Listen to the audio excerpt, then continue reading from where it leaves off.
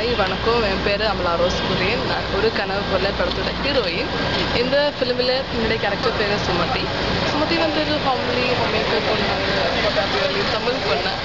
அமலாவை விட சுமதி ரொம்ப வித்தியாசமான பொண்ணு. ஆனால் எனக்கு ரொம்ப பிடிக்கும் சுமதி. இந்த ஃபிலிமில் 5 சாங்ஸ் இருக்கும்.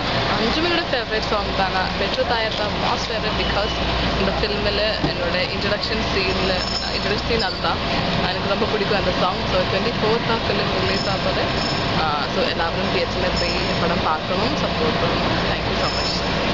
நீங்கள் இது எத்தனாவது படம் அல்லது இதுக்கு முன்னாடி படம்? ஃபஸ்ட்டு தான். ஃபஸ்ட்டு படம். இது நீங்கள் நடிக்க வந்து எப்படி இங்கே வந்தீங்க? இது உங்களுடைய தனிப்பட்ட ஆர்வமா அல்லது குடும்பத்தில் அப்ரோச் பண்ணாங்களா அல்லது உங்களுக்கு யாராவது உங்களுக்கு வந்து மெனக்கட்டு வந்து கூப்பிட்டாங்களா?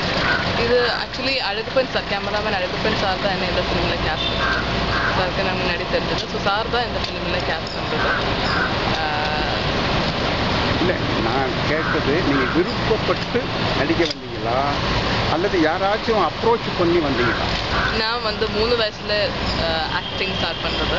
மலையாளத்தில் இருந்து தெலுங்கு ஃபிலிம் மாலா அரவிந்தன் சார் கூட அவரோட டாக்டர் ட்ரை பண்ணேன்.